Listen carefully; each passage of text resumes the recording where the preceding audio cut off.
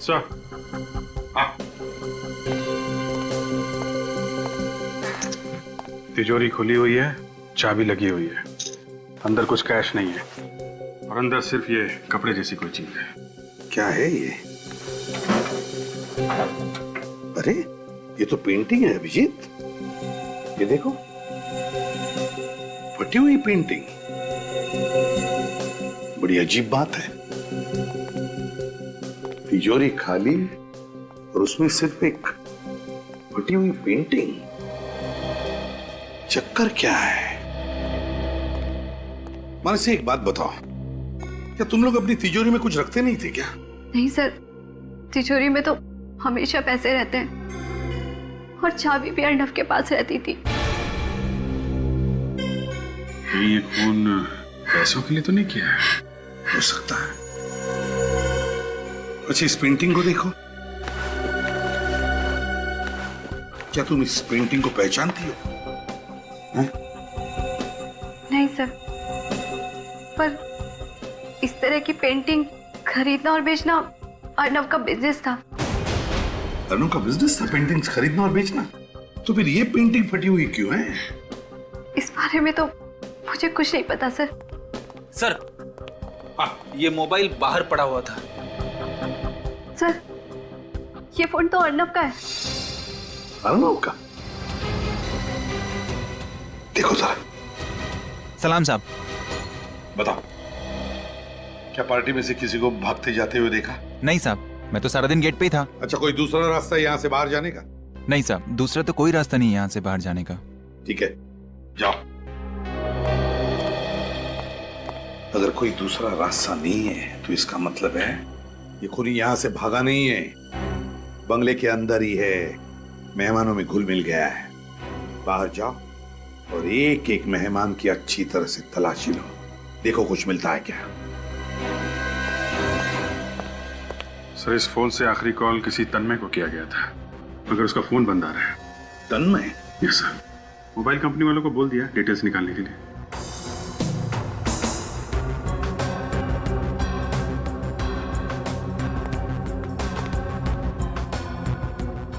मन से एक बात बताओ, क्या तुम किसी तन्मय को जानती हो? नहीं सर, ये नाम तो मैंने पहली बार सुना है। अच्छा, क्या पार्टी में से कोई बीच में बाहर गया था या कोई बाहर जाके वापस आया, कुछ मालूम है तुम्हें? सर, बाकी सब तो यही थे, पर प्रमोद। प्रमोद? सर, प्रमोद पार्टी के बीच से गायब हुआ था सर। सर, किसी के पास कुछ भी नहीं मिला सर। किसी के पास कुछ भी नहीं मिला? ठीक है, काम करो फ्रेडी, जूते के निशान उठाओ। तुम में से प्रमोद कौन है? Yes sir. तुम प्रमोद हो? सर। पार्टी छोड़कर बाहर गए थे कहीं? हाँ। कहाँ गए थे? सर, पार्टी के दौरान तो मैं यहीं था, बस थोड़ी देर के लिए वॉशरूम गया था सर। वॉशरूम? 2 दिन पहले अर्नव के साथ झगड़ा हुआ था तुम्हारा? वो झगड़ा नहीं था सर, किसी इन्वेस्टमेंट को लेकर थोड़ी सी बहस हुई थी, इतना सीरियस भी नहीं था सर। सर, ये कैटरिंग वाले, इन्होंने किसी आदमी को भागते हुए देखा। अच्छा, कौन था वो आदमी? दिखने में कैसा था? सब मैं ध्यान से देख नहीं पाया था, अंधेरा काफी था, बट चेहरे पे गॉगल्स लगाया हुआ था, टोपी पहना हुआ था, एंड करीबन इतना लंबा होगा, मुझसे थोड़ा सा लंबा। अभिजीत, चलो चलो, इतनी छानबीन करने के बाद कुछ तो हाथ लगा। काम करो फ्रेडी, इसे लेकर जाओ और इससे स्केच बनवाओ, और फिर वो तिजोरी की चाबी, वो पेंटिंग, जूते के निशान और जगह जगह से उठाए गए उंगलियों के निशान, सब के सब जल्दी से जल्दी फोरेंसिक लैब भेज दो। भूखा बैठा है उधर साड़ू के।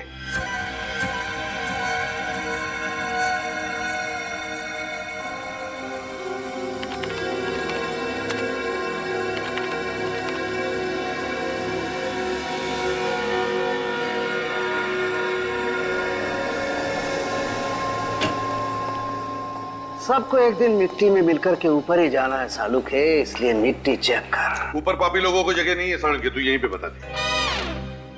अभी चिढ़ता क्यों है? तू पापी नहीं है। आजा जल्दी से बता दे क्या मिला है तुझे। अर्नब के कमरे में पाए गए फुटप्रिंट में से जो आप मिट्टी उठा करके लाए हैं, उस मिट्टी में से मुझे 4 चीजें मिली हैं। 4 चीजें? कौन सी? घास फूस, डाबर, ईंट का चूरा और चौक। और इस मिट्टी का केमिकल एनालिसिस तारिका कर रही है। अगर कोई केमिकल होगा तो पता चल जाएगा। डाबर, घास फूस, ईंट का चूरा और चौक। अगर चौक है तो मैं बता सकता हूँ कि खूनी कहाँ से आया होगा। कहां से? स्कूल से आया होगा। मेरे टीचर चौक का इस्तेमाल ब्लैक बोर्ड पे लिखने के लिए करते थे सर। फ्रेडी, अरे अभी तो स्कूल से बाहर निकलो, दिमाग खराब कर देते हो। डाबर, घास फूस, ईंट का चूरा और चौक, ये चारों चीजें एक साथ कहां पर मिल सकती है? सर बारिश की वजह से इन दिनों घास फूस तो हर जगह उगी हुई है। हाँ विनीत, मगर सिर्फ घास फूस ही नहीं ना, डाबर, ईंट का चूरा और चौक और घास फूस, यार ये चारों चीजें एक साथ किसी कंस्ट्रक्शन साइट पर मिल सकती है या फिर किसी फैक्ट्री में। और फैक्ट्री भी ऐसी जो बंद पड़ी हो। हाँ, बंद फैक्ट्री। सर विसोला इलाके में काफी सारी बंद फैक्ट्रीज हैं। विसोला तो बहुत बड़ा इलाका है सर, तो वहां पे बहुत सारी फैक्ट्रीज है। तो हमें पता कैसे चलेगा कि कौन सी फैक्ट्री में जाना है? वो फैक्ट्री जिसमें ग्लिसरॉल का इस्तेमाल किया जाता है। ग्लिसरॉल? हाँ, इस मिट्टी में मुझे ग्लिसरॉल के मॉलिक्यूल्स भी मिले हैं। ग्लिसरॉल के मॉलिक्यूल? सर ग्लिसरॉल तो प्रिजर्वेटिव है, खाने पीने की चीजों में इस्तेमाल किया जाता है, जैसे कि वेफर चिप्स है, चॉकलेट्स है। चॉकलेट्स चॉकलेट्स और विसोला, विसोला में चॉकलेट्स की फैक्ट्रीज हैं। यस सर, उनमें से 4-5 फैक्ट्रीज बंद भी पड़ी। सचिन, विसोला जा और पता लगा। और इस तन्मय के बारे में क्या पता चला? सर उसका मोबाइल अभी बंद ही है। तन्मय को क्या लगता है मोबाइल बंद रखने से सीआईडी वालों को पता नहीं चलेगा कि वो कहां पर है? उसके घर परिवार दोस्तों से पता लगा उसके बारे में। पूरी कुंडली निकालो इस तन्मय की, पूरी कुंडली। Yes sir. और वो फटी हुई पेंटिंग किसी आर्ट एक्सपर्ट को दिखा। हो ना हो ये पेंटिंग ही हमें उस खूनी तक पहुंचाएगी।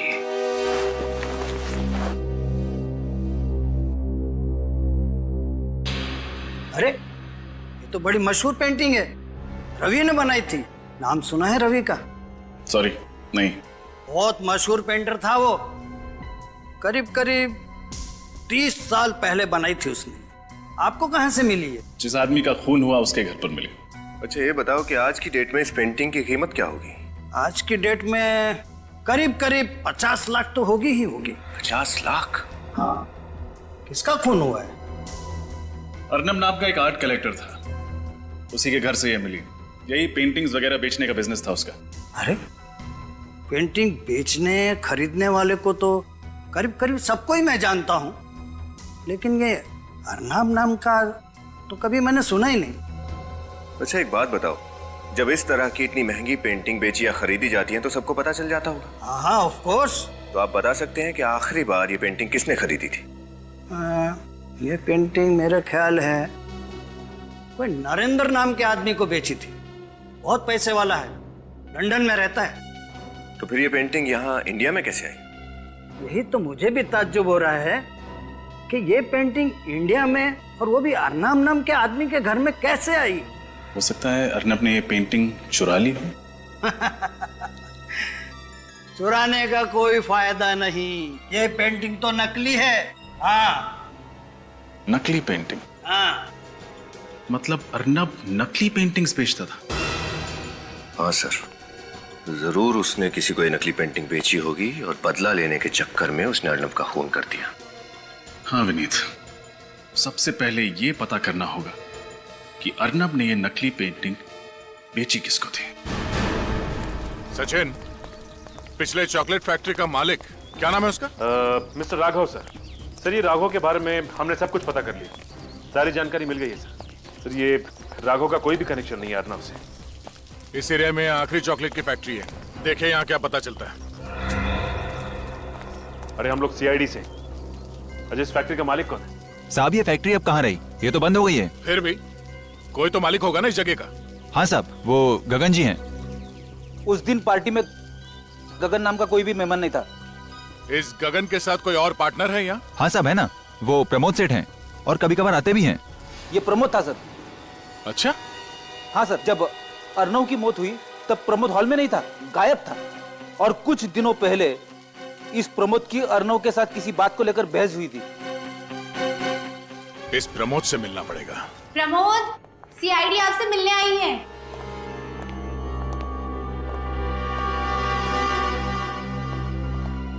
हमें आपसे कुछ पूछना है। देखिए, मुझे जो बताना था मैंने बता दिया है। आप लोग बार बार मुझे परेशान क्यों कर रहे हैं? सीआईडी किसी को परेशान नहीं करती, परेशानी का हल निकालती है। जो कुछ आपसे पूछा जाए चुपचाप सीधे सीधे उसके जवाब दीजिए मिस्टर प्रमोद, समझे? पूछिए। रेडी? घर की तलाशी लो। ओके। 1 मिनट, मैंने आपसे कहा हमारे काम में दखल अंदाजी मत कीजिए, वरना आप वाकई परेशानी में पड़ सकते हैं।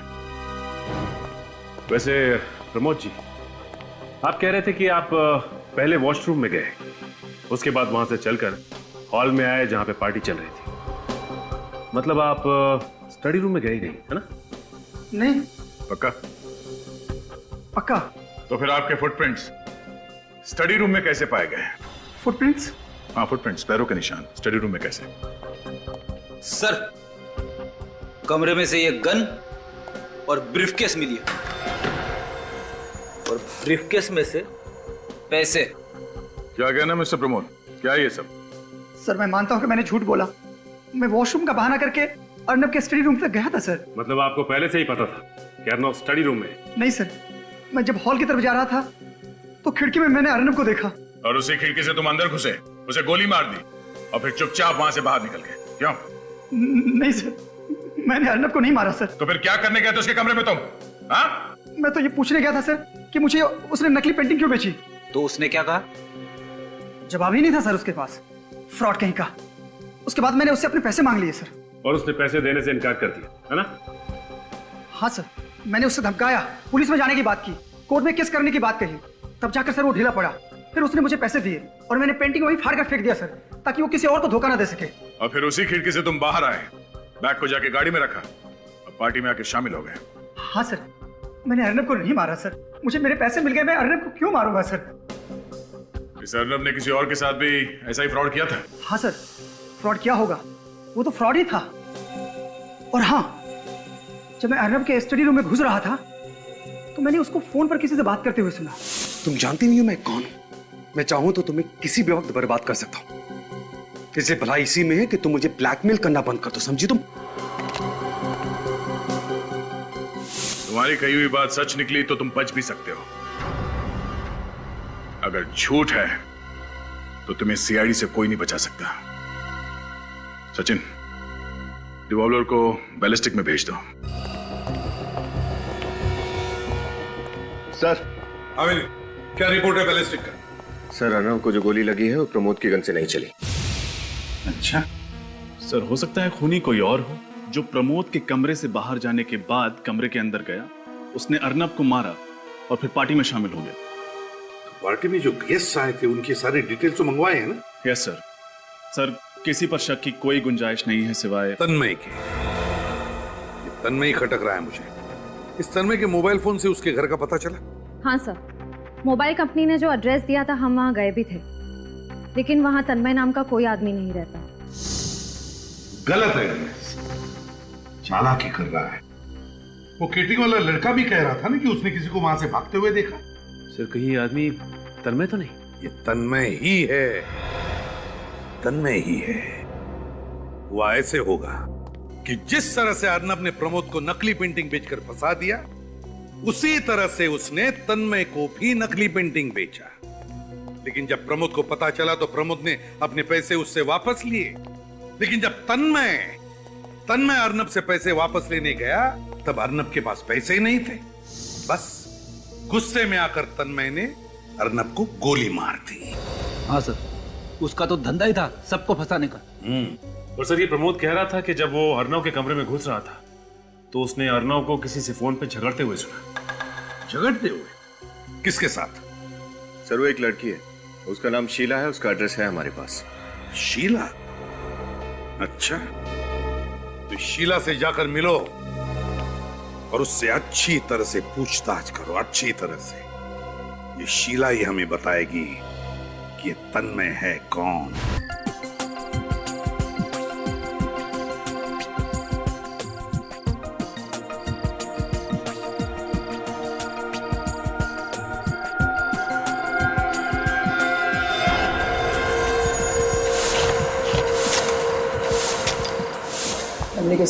इसमें क्या है? Okay okay. अरे शर्मा जी ये क्या? मेरे पिताजी कहते थे जिसका ग्लास खाली उसका जग खाली। हेलो सुनो, सर को ड्रिंक सर्व करो। थैंक यू मासी जी, थैंक यू। Enjoy yourself. या और बताओ कैसे चल रहा है काम? Mansi, happy birthday. Thank you.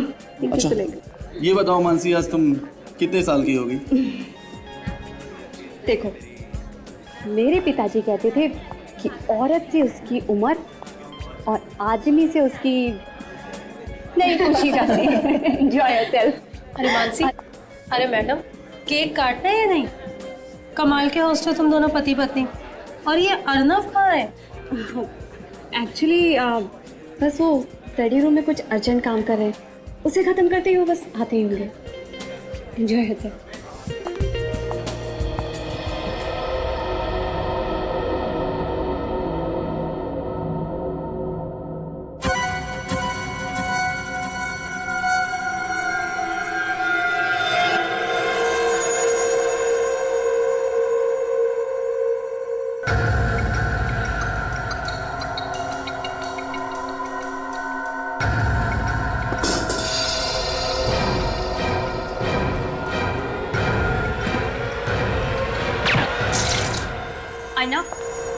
Arnab, ये सब क्या है? सारे गेस्ट आ चुके हैं, सब आपका वेट कर रहे हैं।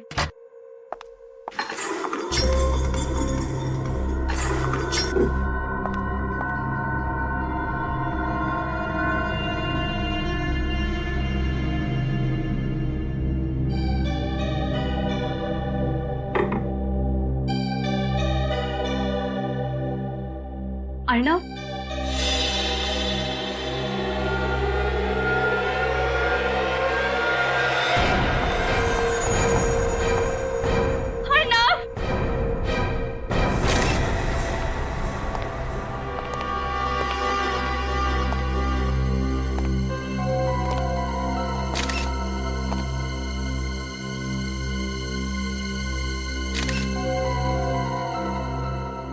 पलटाओ इसे।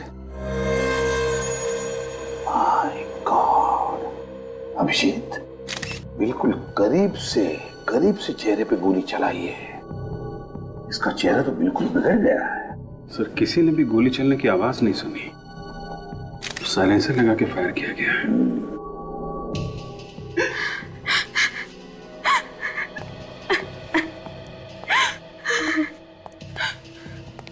मानसी, देखो, हमें भी बहुत दुख है तुम्हारे पति की मौत का, लेकिन अगर खूनी तक पहुंचना है तो हमें तुम्हें कुछ सवाल पूछने होंगे और तुम्हें जवाब देना पड़ेगा। क्या तुम जवाब दे पाओगी? जी सर। अच्छा मानसी, बताओ कौन कर सकता है ये? किसी पर शक है तुम्हें? नहीं सर, यहाँ तो सब अपने। अच्छा, क्या अर्नव की किसी के साथ कोई दुश्मनी थी? नहीं सर, उसकी किसी से कोई दुश्मनी नहीं थी। अच्छा, जब सब लोग हॉल में थे तो अर्नव यहाँ क्या कर रहे थे? वो मेरे साथ पार्टी में बाहर ही थे, पर अचानक उन्हें कुछ काम याद आ गया और वो यहाँ आ गए। क्या अर्नव इस कमरे में अकेले ही आया था या उसके साथ कोई और भी था, या फिर कोई अर्नव से पहले या अर्नव के बाद में कोई इस कमरे में आया था? कुछ मालूम है तुम्हें? वो तो अकेले ही आए थे, बस मैं उन्हें ढूंढते ढूंढते ही आ गई और मैंने अचानक देखा कि सर। हाँ फ्रेडी, ये देखिए सर, जूतों की निशान। यहाँ भी है और यहाँ भी है। हाँ, मतलब खून इस खिड़की से अंदर आया है। हाँ, यहीं से आया है। लेकिन अगर यहाँ से आया है तो फिर सिक्योरिटी गार्ड ने तो देखा होगा उसे। फ्रेडी, सिक्योरिटी गार्ड को लेकर आओ। Yes sir.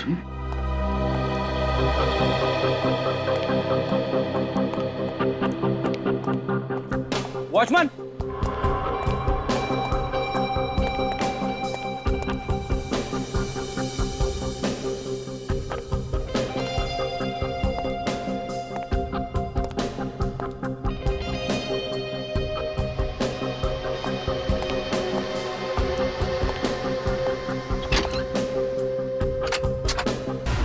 Sheila, Sheela, Sheela, Sheela, sir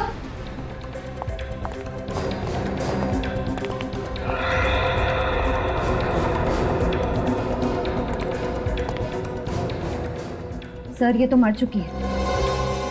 sir ये देखिए, गोली लगी है। सर एक बात समझ में नहीं आ रही है, ये शीला अर्नव को ब्लैकमेल कर रही थी। अब ना अर्नव रहा ना शीला, दोनों ही मर चुके। इसका मतलब कोई तो है जो अर्नब और शीला दोनों को अपने रास्ते से हटाना चाहता था। और वो जो कोई भी है रजत, शीला उसे अच्छी तरीके से जानती थी। ये देखा, दोनों कप में चाय है, मतलब वो दोनों यहाँ बैठ के चाय पी रहे थे। फिर किसी वजह से शीला किचन की तरफ गई होगी तो उस आदमी ने पीछे से गोली मार दी। चेक करो घर को अच्छी तरीके से। सर कमरे में से ये मोबाइल मिला है। अच्छा, कॉल लिस्ट चेक करो। सर काम नहीं कर रहा, डेट है। सर ये डिवोर्स पेपर्स देखिए, शीला किसी गौरव की पत्नी थी। इन पेपर्स पे कोर्ट की मोहर नहीं लगी है, मतलब डिवोर्स प्रोसीडिंग अभी चल रही है, डिवोर्स फाइनल नहीं हुआ है। गौरव, कहीं शीला की मौत में इस गौरव का तो हाथ नहीं? मिस्टर गौरव, हम लोग सीआईडी से। सीआईडी? जी कहिए। कहेंगे आप, पूछेंगे हम। सचिन, फ्रेडी, घर की तलाशी लो। बट मैंने किया क्या है? अपनी पत्नी का खून। क्या?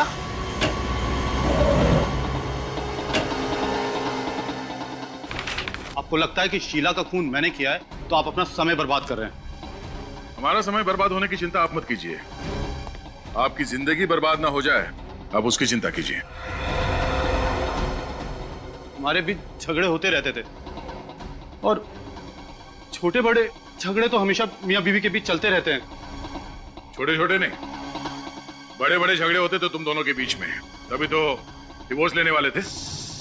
जी? क्या मैं डिवोर्स का कारण जान सकता हूं? उसका कारण ये है, ये देखिए सर।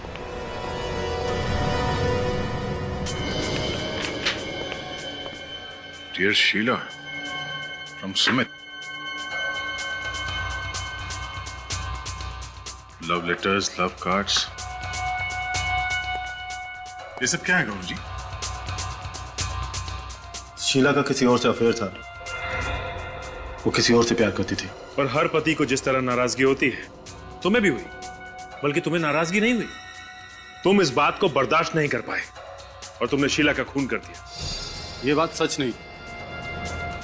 शुरू शुरू में मुझे नाराजगी हुई थी, फिर मैंने सोचा कि जब हमारी बनती नहीं तो साथ रहकर क्या फायदा। तो फिर ये कार्ड्स और लेटर्स कहां से आए?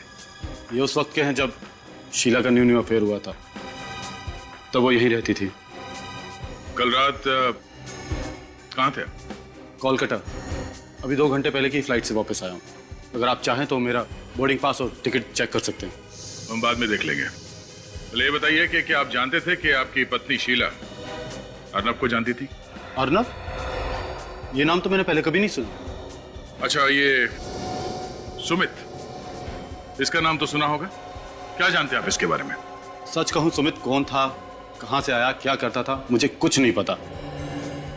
बट एक बात मैंने उसकी नोटिस की थी, वो एक नंबर का फ्रॉड आदमी था। वो कैसे? सर, शीला से हमेशा झूठे झूठे वादे करता था कि हम अमेरिका में सेटल हो जाएंगे, अमेरिका में मेरा बिजनेस है, ये वो वगैरह वगैरह। बट मुझे कभी यकीन नहीं होता था। अमेरिका तो छोड़िए सर, उसके पास तो अमृतसर तक जाने के पैसे नहीं होते थे। वो तो शीला से हमेशा पैसे उधार लेता था।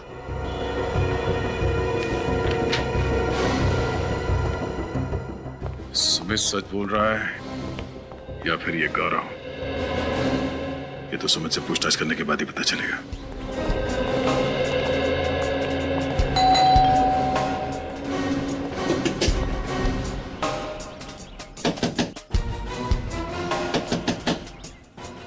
वहां से कोई दरवाजा नहीं खुला?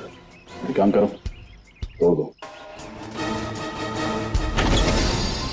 यस, मुझे सुमित, हम सीआईडी से, तुमसे कुछ पूछताछ करनी है। मैं सुमित नहीं हूँ, मैं संजय हूँ, सुमित का रूममेट। सुमित से मिल सकते हैं? होता तो मिलवा देता। मतलब? मैडम, वो 1 घंटा पहले अपना सामान लेकर यहाँ से चला गया, तो कैसे मिलूँ?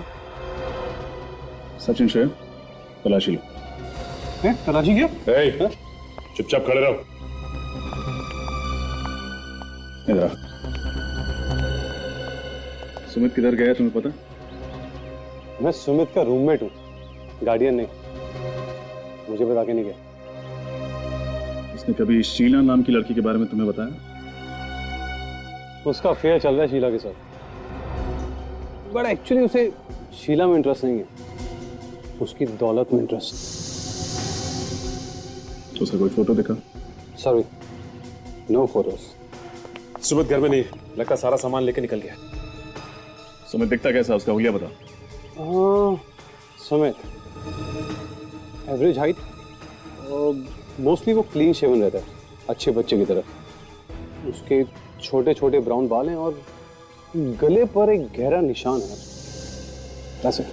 सर, फॉरेंसिक रिपोर्ट के मुताबिक शीला को जो गोली मारी गई वो .35 कैलिबर की है। क्या? शीला को .35 कैलिबर की गोली मारी गई? शीला को .35 कैलिबर की गोली और अर्नब को .45 कैलिबर की? तो क्या इन दोनों के खून दो अलग अलग गन से हुए हैं? सर, हो सकता है दोनों के कातिल ही अलग अलग हैं। रजत, ये भी तो हो सकता है कि कातिल एक और गन्स अलग अलग हो। बहुत बड़ा कंफ्यूजन है सर। एक तरफ अर्नब शीला को धमका रहा है कि वो उसे कंफ्यूज। रेडी, एक मिनट जरा सोच ले दो। शीला के टेलीफोन की डिटेल जांचिए। हाँ सर, आखिर में शीला ने सुमित से बात की थी, पर सर चौंका देने वाली बात यह है कि सुमित का नंबर और तन्मय का नंबर एक ही है। मतलब सुमित और तन्मय एक ही आदमी है? ऐसा कैसे हो सकता है? अर्नव के घर पे केटरर ने जो तन्मय का हुलिया बताया था और सुमित के दोस्त ने जो सुमित का हुलिया बताया था, दोनों में जमीन आसमान का अंतर है। ये अर्नव और शीला के बीच में क्या कनेक्शन हो सकता है? सवाल तो बहुत है विनीत, लेकिन इसका जवाब वो तन्मय ही दे सकता है। तन्मय। सर, एक और बात, पिछले 24 घंटों में शीला को 15 कॉल किए गए, विजय नाम के किसी आदमी ने। पिछले 24 घंटों में शीला को 15 कॉल्स किए किसी विजय नाम के आदमी ने? तो फिर इस विजय का पता लगा, उठा उसे। हो सकता है ये तन्मय का तीसरा रूप हो।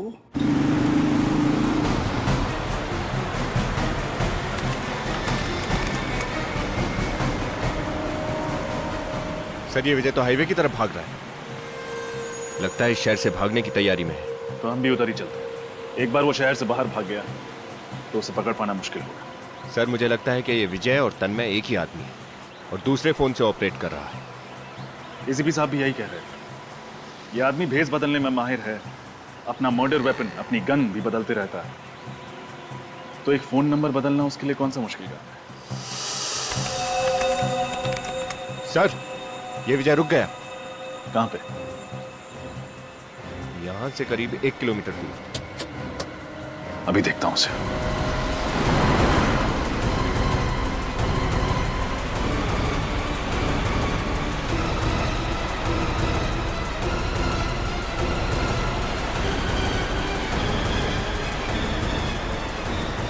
हो रही गाड़ी।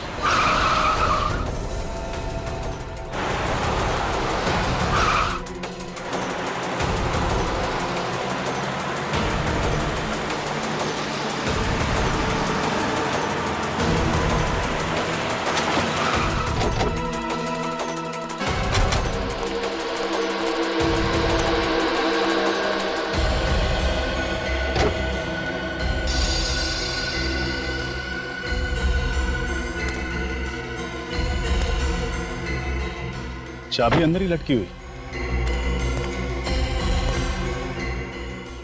कोई आदमी नहीं।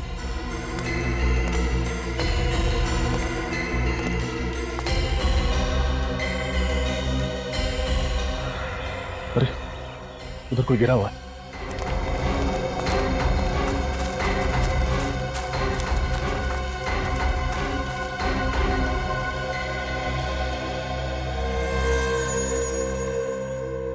तो गोली लगी है सर।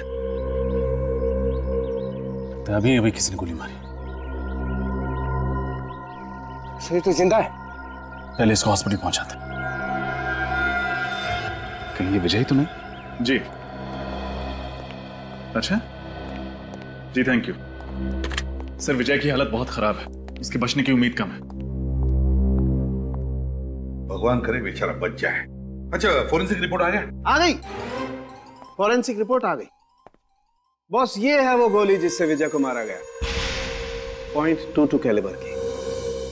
पहले .45, उसके बाद में .35 और अब .22 कैलिबर की गोली। मतलब इस आदमी के पास हर तरह के गन्स हैं। और वो अलग अलग मेकअप करके भी घूमता है सर। हर आदमी ऐसा मेकअप नहीं कर सकता जब तक उसे मेकअप के बारे में जानकारी ना हो। सर हो सकता है कोई ये आर्टिस्ट हो, स्टेज पे काम करता हो, या फिर कोई मेकअप आर्टिस्ट। बॉस, मुझे एक बात और पता चली। तो इतनी देर से चुप क्यों बैठा सालू के? अरे यार, थोड़ा नम्रता से काम लेना चाहिए अगर कोई मदद करे तो। हमेशा घोड़े पर सवार रहना ठीक नहीं है। अच्छा तू बता, जल्दी बता चल। विजय के कपड़ों पर से मुझे एक बाल मिला है जो विजय का नहीं। खूनी का होगा? डीएनए किया बाल का? नहीं यार, तो फिर फटाफट कर सालू के, हमारे पास वक्त नहीं है और हमारे रिकॉर्ड में भी मैच करके देखो। Okay okay. रजत, ये विजय और शीला, मुझे लगता है इन दोनों के बीच में कोई ना कोई कनेक्शन है, कोई ना कोई कनेक्शन है। इनके फोन रिकॉर्ड चेक किए? Yes sir. हाँ, लेकिन विजय और शीला के बीच में दूर दूर तक कोई कनेक्शन नहीं। सर। हाँ सर, विजय के बारे में काफी कुछ पता चल गया। क्या पता चला? वो ब्राज एसोसिएट्स में काम करता था और वहां के मालिक का नाम दीपक है। ब्राज एसोसिएट्स, मालिक का नाम दीपक। गोली मार दी? वो मर गया? मरा नहीं है, जिंदा है, हॉस्पिटल में। मुझे मालूम है ये सब कौन कर सकता है। कौन? तन्मय। तन्मय? ये तन्मय आपके यहाँ काम करता है ना? हमारे यहाँ कहां सा, भाग गया यहाँ से। मेरा पार्टनर हुआ करता था, मुझसे चीटिंग करके मेरे ही पैसे खा गया। तन्मय ने पैसे आपके खाए, ये विजय कहां से बीच में आ गया? उसकी क्या दुश्मनी थी तन्मय से? सर, मैंने ही विजय को तन्मय के पीछे लगाया था, पैसों की वसूली करने के लिए। अच्छा ये बताइए, विजय शीला को कैसे जानता था? सर, इसी बीच उसने अपना नाम बदलकर तन्मय से सुमित कर लिया और विजय को पता चल गया कि शीला से उसका अफेयर चल रहा है। बस तब से उसे जानता होगा। सर सच सच बताइए दीपक जी, बात क्या है? सर, विजय ने शीला को फोन करके बताया कि ये सुमित नहीं, असल में तन्मय है। तन्मय दिखता कैसा है? मैं आपको उसका फोटो दिखाता हूँ सर। ये रहा सर। ये तन्मय है। एसीपी सर को फौरन इन्फॉर्म करना पड़ेगा। तन्मय की फोटो तो हमारे हाथ लगी, लेकिन उसके बारे में और कोई जानकारी मिली? नहीं सर, अब तक कोई जानकारी नहीं। सर, हाँ, ये देखिए उस बहरूपीय तन्मय का एक और रूप। सर, ये तो सुमित के रूममेट संजय की तरह दिख रहा है। एक मिनट, ये कोई सुमित का रूममेट संजय नहीं, ये तन्मय है, तन्मय। एक काम करो, इसका स्किन कलर थोड़ा डार्क करो।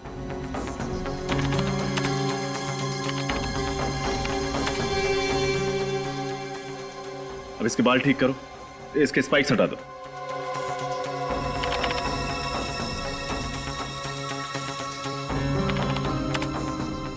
हाँ, इसकी आईब्रोज थोड़ी मोटी। अब इसको एक मूंछ दे दो। ये देखिए सर, अब ये हूबहू अर्नब की पार्टी की केटरिंग वाला लग रहा। हाँ, तो इसका मतलब जब पार्टी में मर्डर हुआ उस वक्त तन्मय पार्टी में मौजूद था। हाँ, पार्टी में ही था। केटरिंग वाला बनकर उसने हमें तब भी गुमराह किया, ये कहकर कि उसने किसी को भागते हुए देखा है। सर, शीला को मारने की तन्मय के पास ठोस वजह थी, लेकिन उसने अर्नब को क्यों मारा ये समझ में नहीं आ रहा। क्या वजह हो सकती है? विनीत, जरा अर्नब की फोटो निकालो, दिखाओ जरा। अब तन्मय की फोटो उसके बाजू में ही लगाओ। अब सब लोग ध्यान से देखो इन दोनों फोटो को, देखो क्या दिखता है। ये क्या सर, तन्मय अर्नव की तरह दिख रहा है? एग्जैक्टली फ्रेडी, दिख नहीं रहा है बल्कि एक ही है वो, एक ही अर्नव। मतलब अर्नव ने खुद को ही मार दिया? नहीं फ्रेडी, अर्नव ने खुद को नहीं मारा। जरा सोचो, विजय के कपड़ों पर से जो बाल मिला उसकी डीएनए रिपोर्ट और अर्नब की डीएनए रिपोर्ट काफी मिलती जुलती है। इसका एक ही मतलब है कि विजय का खून अर्नब के किसी रिश्तेदार में से ही किसी ने किया है। रजत, एक काम करो, इस ब्रज एसोसिएट्स के मालिक दीपक को फोन करो और उससे पूछो कि क्या तन्मय के किसी रिश्तेदार को जानता है क्या, या उसके बारे में कुछ जानता है क्या। Yes sir. अब समझ में आया उस आदमी के चेहरे पर इतनी करीब से गोली क्यों मारी, उसका चेहरा तहस नहस क्यों किया। वो इसलिए कि कोई उसे पहचान न सके। सर, हाँ, दीपक का कहना है कि तन्मय का एक चचेरा भाई है राहुल, जो बिल्कुल उसकी तरह दिखता है, वही कद, वही नाक नक्शा। ओह, अब आया सारा खेल समझ में। राहुल तन्मय की तरह दिखता है, तो तन्मय ने राहुल को अर्नब बना दिया और उसे मार डाला ताकि लोगों को लगे कि अर्नब मर गया है, और अब खुद तन्मय राहुल बनकर आजाद घूम रहा है। अच्छा, ये दीपक राहुल का पता जानता है? यस सर, वो राहुल का पता जानता है, क्योंकि 1 साल पहले राहुल उसी की ऑफिस में नौकरी करता था। बस फिर देर किस बात की, उठाओ इस अर्नब उर्फ तन्मय को और पहना दो हथकड़ियां।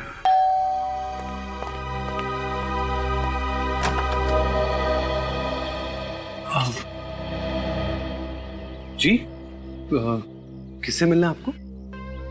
हम लोग सीआईडी से हैं। आप मिस्टर तन्मय? जी नहीं, मैं तो राहुल हूँ। अच्छा, एक्चुअली हमें तन्मय से मिलना है, जरा बुलाइए उसे। तन्मय यहाँ नहीं है, मैं अकेला रहता हूँ यहाँ पर। देखिए, हमें पक्की इंफॉर्मेशन मिली है, इस वक्त तन्मय यहीं पे है। आपको मेरी बात पे यकीन नहीं है ना? आप घर की तलाशी ले सकते हैं।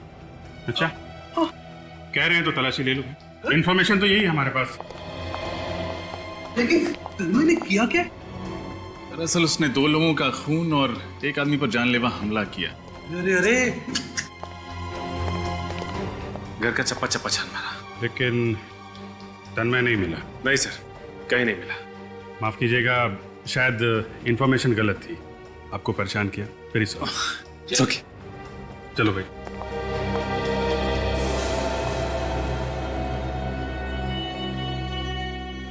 लगते तो यही है। हाँ सर, बुरा मत मानिएगा, कहीं आप ही तन्मय तो नहीं है? ये आप क्या कह रहे हैं? आपकी शक्ल तन्मय से काफी मिलती जुलती है। वो एक्चुअली हम लोग कजन है ना, तो अच्छा, आपको अगर मेरी बात पे यकीन नहीं है तो ये लीजिए, मेरा ड्राइविंग लाइसेंस चेक कर लीजिए, या मेरा पैन कार्ड या पासपोर्ट। आप चाहे तो मेरा डीएनए टेस्ट करा सकते हैं। नहीं, उसकी कोई जरूरत नहीं है। एक्चुअली आपकी शक्ल बिल्कुल मिल रही थी, इसलिए सॉरी आपको डिस्टर्ब किया, वेरी सॉरी। है इट्स ओके।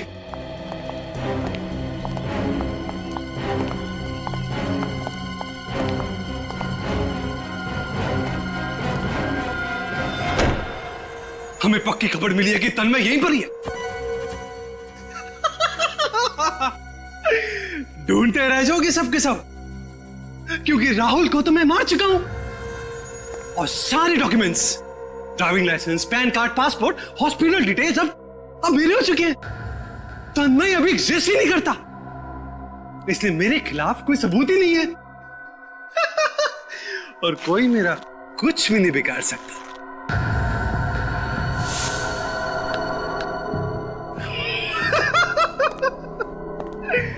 रूप बदलने में मैं माहिर हूं, और सीआईडी को पता नहीं चलेगा कि मैं कौन से रूप में कब था। मैं हूं कौन मैन, और सीआईडी यही सोचती रह जाएगी कि वो कौन सा मैन था। मिस्टर कॉन मैन, वो मैन कौन था हमने पता लगा लिया है। तन्मय जी उर्फ अर्नव उर्फ राहुल उर्फ संजय उर्फ सुमित उर्फ कैटरिंग वाले।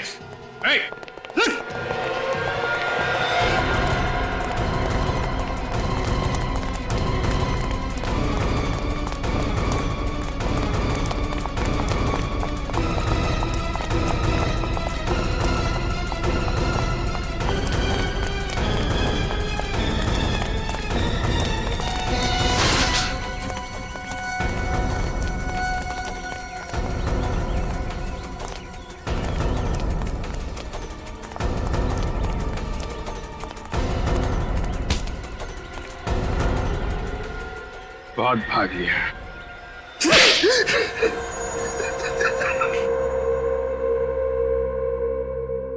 तन्मय से अर्नब क्यों बने तुम? दौलत के लिए। मेरे मानसी की करोड़ों की दौलत के लिए अर्नब बनकर उससे शादी की। और सुमित? सुमित क्यों बने तुम? मैं सुमित बनकर शीला की जिंदगी में आया, उसे प्यार का झूठा नाटक किया, क्योंकि मैं जानता था कि उससे डिवोर्स के बाद अपने पति से ढेर सारी दौलत मिलने वाली है। लेकिन जब तुम्हारे एक्स बिजनेस पार्टनर मिस्टर दीपक ने तुम्हारी पोल खोलने के लिए विजय को तुम्हारे पीछे लगाया, तब तुम्हें खतरा महसूस हुआ? हाँ, विजय को पता लग गया था कि मैं ही अर्नब हूं। उसने शीला को फोन करके मेरी धूरी जिंदगी के बारे में बताया। अर्नब का मरना अभी जरूरी था और मैंने खुद अपनी ही मौत का प्लान बनाया। और उसके लिए तुमने अपने भाई राहुल को बलि का बकरा बनाया, जो हूबहू तुम्हारी तरह दिखता था। उसकी लाश को अर्नब बना के वहां रख दिया। हाँ, मेरे पास कोई और चारा नहीं था। और बड़ी ही चालाकी से केटरिंग वाले बनकर उस पार्टी से भाग गए। और सुमित का रूममेट संजय बनकर तुमने हमें फिर से झांसा दिया। हाँ, मुजरिम चाहे कितने ही भेष बदल ले, कानून उसके चेहरे से नकाब उतार ही लेता है। दौलत के लालच में तुम खून पे खून करते गए, अपने भाई तक को नहीं छोड़ा। तुम्हें तो फांसी ही होगी।